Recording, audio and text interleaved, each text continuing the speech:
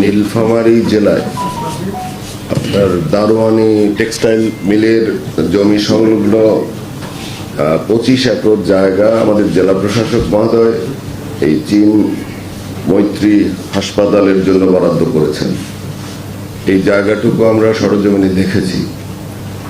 আমাদের মাননীয় প্রধানমন্ত্রীর দপ্তর থেকে একটি কমিটি গঠন করে দিয়েছে এবং কমিটির কিছু টিওআর নির্ধারণ করে দিয়েছে। সেই টিওআর মোতাবেক আমরা কমিটি দুইটি মিটিং করেছি। এখন আমরা ফিজিক্যালি এই এলাকাটা আমরা দেখতে এসেছি।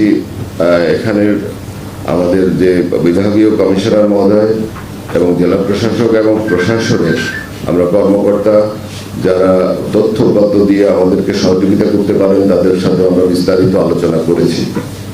আমরা এখানে আমাদের বিবেচনায় 1000 শয্যা বিশিষ্ট হাসপাতাল হবে, 500 বেড হবে সাধারণ জেনারেল হাসপাতাল এবং 500 বেড হবে বিশেষায়িত হাসপাতাল। আমরা আমাদের যে ইঞ্জিনিয়ারিং ডিপার্টমেন্টগুলো গণপূর্ত, আমাদের এইচডি স্বাস্থ্য প্রকৌশল অধিদপ্তর এবং স্থাপত্য অধিদপ্তর এবং এনএপিডি, এই 4টা কারিগরি আমাদের প্রতিষ্ঠান, তারা ডিটেলস এই কারিগরি দিকগুলো নিয়ে আলোচনা করে এই কমিটিকে এবং একটা স্থাপত্য নকশা, থিমেটিক একটা নকশা তৈরি করে দেবেন।